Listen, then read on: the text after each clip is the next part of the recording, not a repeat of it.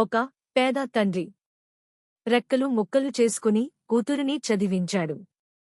ఆ కూతురు సిటీకి వెళ్లి తండ్రికి ఫోన్ చేసి, నాన్నా, నాకు 50,000 జీతంతో మంచి ఉద్యోగం వచ్చింది. ఇక మన కష్టాలు తీరిపోయాయి అని చెప్పినా సరిగ్గా 12 గంటలకే ఆ తండ్రికి పోలీస్ స్టేషన్ నుండి ఫోన్ వస్తుంది, మీ కూతురు శవమై పడి ఉంది అని. అలా ఎన్నో ఆశలతో సిటీలో అడుగుపెట్టిన ఆ అమాయకపు అమ్మాయిని ఆ రాత్రి అంత దారుణంగా చంపింది ఎవరు?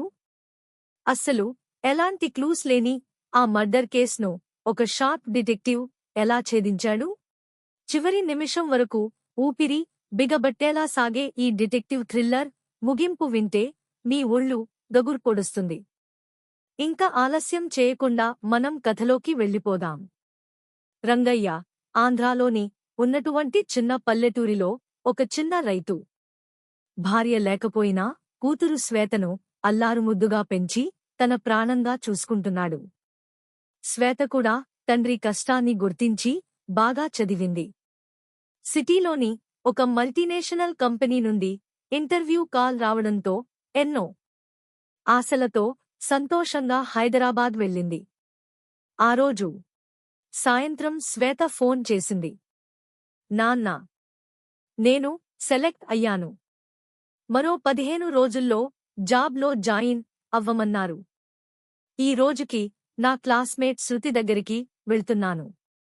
రేపు పొద్దున్నే బస్సెక్కి ఊరికి వచ్చేస్తా అని చెప్పి ఫోన్ పెట్టేసింది. రంగయ్య కూతురికి ఉద్యోగం వచ్చిందనే ఆనందంతో ఆ రాత్రి అసలు నిద్రపోలేదు. కాని మరుసటి రోజు ఉదయం 8 గంటలకి అతని ఫోన్ రింగ్ అయింది. పోలీస్ స్టేషన్ నుండి, మీ కూతురు మర్డర్ అయింది, బాడీ ఉస్మానియాలో ఉంది అనే మాట వినగానే ఒక్కసారిగా రంగయ్య ప్రపంచం కుప్పకూలిపోయింది. శ్వేత శవం సిటీకి దూరంగా ఉన్న ఔటర్ రింగ్ రోడ్ ఫ్లైఓవర్ కింద దొరికింది. శవాన్ని చూసి రంగయ్య ఏడ్చిన ఏడుపు అక్కడ ఉన్న పోలీసుల కళ్ళు సైతం తడిచేలా చేసింది. శరీరంపై బట్టలు సరిగ్గానే ఉన్నాయి, పర్స్, సర్టిఫికెట్స్ అన్నీ అక్కడే ఉన్నాయి. అంటే ఇది దొంగతనం కోసం జరిగిన హత్య కాదు, ఒక పక్కా ప్లాన్ ప్రకారం చేసిన మర్డర్. ఈ కేసును ఛేదించడానికి సిటీలోనే most powerful private detective Sharath రంగంలోకి దిగాడు. శరత్ క్రైమ్ సీన్ని చాలా క్షుణ్ణంగా పరిశీలించడం మొదలుపెట్టాడు. అక్కడ అతనికి 3 వింతైన ఆధారాలు దొరికాయి. మొదటిది, మెడపై వేలిముద్రలు. సాధారణంగా ఎవరైనా గొంతు పిసికితే బొటనవేలు ఒకవైపు, 4 వేళ్లు ఒకవైపు ఉంటాయి. కాని ఇక్కడ 4 వేళ్ల గుర్తులు ఎడమవైపు, బొటనవేలు గుర్తు కుడివైపు ఉన్నాయి. అంటే హంతకుడు ఎడమచేతి వాటం ఉన్న వ్యక్తి. ఇంకా రెండవ క్లూ, షర్ట్ దారం. శ్వేత చేతి గాజుల మధ్య ఒక ఖరీదైన బ్లూ కలర్ సిల్క్ షర్ట్ దారం ముక్క చిక్కుకుంది. బహుశా చనిపోయే ముందు ఆమె హంతకుడిని నెట్టేయడానికి ప్రయత్నించినప్పుడు అది ఊడిపోయి ఉంటుంది. ఇంకా చివరి క్లూ, చివరి కాల్స్. శ్వేత ఫోన్ లాగ్స్ చూస్తే రాత్రి 9 గంటల తర్వాత ఆమెకు శృతి అనే అమ్మాయి నుండి వరుసగా 5 మిస్డ్ కాల్స్ వచ్చాయి. శరత్ తన డైరీలో ఈ 3 పాయింట్స్ రాసుకుని ఇన్వెస్టిగేషన్ స్టార్ట్ చేశాడు. అలా డిటెక్టివ్ శరత్ నేరుగా శృతి ఉంటున్న హాస్టల్ రూంకి వెళ్లాడు. శరత్ని చూడగానే శృతి ముఖంలో రంగులు మారిపోయాయి. ఆమె చేతులు వణకడం మొదలుపెట్టాయి. శరత్ కూల్గా ఇలా అడిగాడు, శ్వేత నిన్న నీ రూంకి వచ్చిందా? శృతి, అసలు నిన్న రాత్రి ఏం జరిగింది? శరత్ అడిగిన ప్రశ్నకు శృతి తడబడుతూ, వచ్చింది సార్. రాత్రి 8 గంటలకి వచ్చింది. ఇద్దరం కలిసి డిన్నర్ చేశాం. కాని 9 గంటలకి తన ఊరి నుండి ఎవరో బంధువు వచ్చారని, అతన్ని కలవడానికి వెళ్తున్నానని చెప్పి ఇక్కడ నుండి వెళ్ళిపోయింది. నేను వద్దు అని చెప్పినా వినలేదు.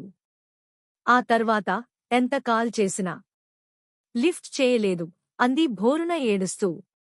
శరత్ శృతి రూమంతా తిరుగుతూ గమనిస్తున్నాడు. అప్పుడే అతని కళ్ళు టేబుల్ మీద ఉన్న ఒక ఫోటో ఫ్రేమ్ మీద పడ్డాయి. అందులో శృతి ఒక అబ్బాయితో క్లోజ్గా ఉంది. ఆ అబ్బాయి వాచ్ కుడిచేతికి పెట్టుకున్నాడు. అంటే వాడు లెఫ్ట్ హ్యాండర్. ఎవరు ఇతను అని అడిగాడు శరత్. అతను నా బాయ్ ఫ్రెండ్ వివేక్ సార్. శ్వేత నిన్న ఇంటర్వ్యూకి వెళ్లిన కంపెనీలోనే వాడు హెచ్ఆర్గా చేస్తున్నాడు అంది శృతి. వివేక్ అనే పేరు వినగానే శరత్ మైండ్లో లైట్ వెలిగింది. శ్వేతకు జాబ్ వచ్చింది. వివేక్ అదే కంపెనీలో హెచ్ఆర్. అంటే శ్వేత సెలెక్షన్ వివేక్కి ముందే తెలుసు. శరత్ వెంటనే వివేక్ ఆఫీస్కి వెళ్లాడు.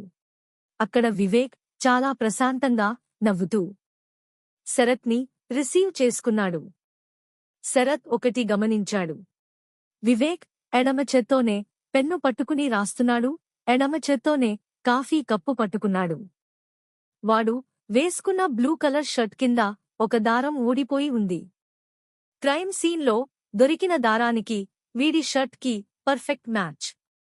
శరత్ స్ట్రెయిట్గా అడిగాడు, నిన్న రాత్రి 9 గంటల నుండి 11 గంటల మధ్య నువ్వు ఎక్కడున్నావు? వివేక్: నేను రాత్రి 9 గంటలకల్లా ఇంటికి వెళ్ళి పడుకున్నాను సార్. కావాలంటే మా అపార్ట్మెంట్ సీసీటీవీ చెక్ చేసుకోండి అన్నాడు వివేక్ చాలా కాన్ఫిడెంట్గా. శరత్ వెళ్లి ఆ అపార్ట్మెంట్ సీసీటీవీ ఫుటేజ్ చెక్ చేశాడు. నిజంగానే వివేక్ కార్ రాత్రి 9 గంటలకి అపార్ట్మెంట్లోకి వచ్చింది. వాడు లోపలికి వెళ్లడం రికార్డ్ అయింది. మళ్ళీ ఉదయం 8 గంటల వరకు వాడు బయటకు రాలేదు. ఇక్కడే డిటెక్టివ్ శరత్ మైండ్ బ్లాక్ అయింది. ఆధారాలన్నీ వివేక్ వైపు చూపిస్తున్నాయి. కాని సీసీటీవీ సాక్ష్యం మాత్రం వాడు ఇంట్లోనే ఉన్నాడని చెప్తోంది. ఒక మనిషి ఒకే సమయంలో ఇంట్లోనూ ఔటర్ రింగ్ రోడ్ దగ్గర ఎలా ఉండగలడు? శరత్ మళ్లీ ఆలోచనలో పడ్డాడు. సీసీటీవీ ఫుటేజ్ని మళ్లీ జూమ్ చేసి చూడటం స్టార్ట్ చేశాడు. అప్పుడే అతనికి ఒక షాకింగ్ నిజం తెలిసింది. ఆ సీసీటీవీ ఫుటేజ్లో కార్ లోపలికి వచ్చింది నిజమే. కార్లోంచి దిగిన వ్యక్తి వివేక్ లాంటి బట్టలు వేసుకున్నాడు. కాని వాడు బిల్డింగ్ లోపలికి వెళ్లేటప్పుడు కుడిచేత్తో గేటు తీశాడు. వివేక్ పక్కా లెఫ్ట్ హ్యాండర్. మరి కుడిచేత్తో గేటు తీసింది ఎవరు? శరత్ వెంటనే ఆ కార్ నంబర్ ప్లేట్ని జూమ్ చేశాడు. ఆ కార్ వివేక్ది కాదు. అది ఒక రెంట్ కార్. దాన్ని బుక్ చేసింది ఎవరో కాదు, శ్వేత రూమ్మేట్ శృతి. శరత్ వెంటనే పోలీసులతో కలిసి శృతి, వివేక్లను అరెస్టు చేసి థర్డ్ డిగ్రీ ఉపయోగించేసరికి అసలు నిజం బయటపెట్టారు. నిజానికి శ్వేతను చంపింది వివేక్ కాదు, శృతి. అవును, మీరు విన్నది నిజమే. శృతికి వివేక్కి మధ్య చాలా కాలంగా ఎఫైర్ ఉంది. వివేక్ తన ఆఫీస్లో శ్వేత కంటే ముందే శృతికి జాబ్ ఇప్పిస్తానని ప్రామిస్ చేశాడు. కాని ఇంటర్వ్యూలో శ్వేత టాలెంట్ చూసి కంపెనీ ఎండీ డైరెక్ట్గా శ్వేతను సెలెక్ట్ చేశాడు. ఈ విషయం వివేక్ ద్వారా శృతికి తెలిసింది. శృతికి శ్వేతపై విపరీతమైన ఈర్ష్య, కసి పెరిగిపోయాయి. పల్లెటూరి నుండి వచ్చిన శ్వేత తనకంటే పెద్ద ఉద్యోగంలో చేరడం ఆమె తట్టుకోలేకపోయింది. అందుకే వివేక్కి తెలియకుండా వాడి బ్లూ షర్ట్ని దొంగిలించి తనే వేసుకుంది. రాత్రి 9 గంటలకి శ్వేతకు ఫోన్ చేసి, మన కాలేజ్ ఫ్రెండ్స్ పార్టీ చేసుకుంటున్నారు, కార్ పంపిస్తాను రా అని నమ్మించి రెంటెడ్ కార్లో ఎక్కించుకుంది. సిటీ దాటిన తర్వాత కార్ ఆపి వెనుక సీట్లో ఉన్న శ్వేత గొంతును వివేక్లాగే ఎడమ చేత్తో బలంగా నొక్కి చంపేసింది. వివేక్ మీదకి తప్పు నెట్టేయడానికి వాడి షర్ట్ దారాన్ని శ్వేత చేతిలో పెట్టింది. ఆ తర్వాత వివేక్ లాగా బట్టలు వేసుకుని వాడు ఉన్న అపార్ట్మెంట్కి కార్లో వచ్చి సీసీటీవీలో వివేక్ ఉన్నట్టు భ్రమ కల్పించింది.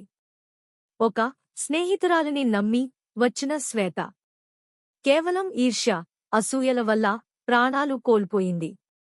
చివరకు డిటెక్టివ్ శరత్ సమయస్ఫూర్తి వల్ల శృతికి జైలు శిక్ష పడింది. రంగయ్య కన్నేళ్లతో కూతురి శవాన్ని తీసుకుని పల్లెటూరికి వెళ్ళిపోయాడు. చట్టం తన పని తాను చేసింది. కాని ఆ తండ్రికి మిగిలింది మాత్రం గుండెకోత మాత్రమే. ఫ్రెండ్స్, చూశారుగా, ఈ కాలంలో ఎవరిని నమ్మాలో ఎవరిని నమ్మకూడదో అర్థం కాని పరిస్థితి. ఈ గ్రిప్పింగ్ డిటెక్టివ్ స్టోరీ మీకు నచ్చినట్లయితే వెంటనే వీడియోని లైక్ చేయండి, మీ అభిప్రాయాన్ని కామెంట్ చేయండి. మరిన్ని ఇలాంటి మైండ్ బ్లోయింగ్ సస్పెన్స్ థ్రిల్లర్స్ కోసం మన ఛానల్ని ఇప్పుడే సబ్స్క్రైబ్ చేసుకోండి.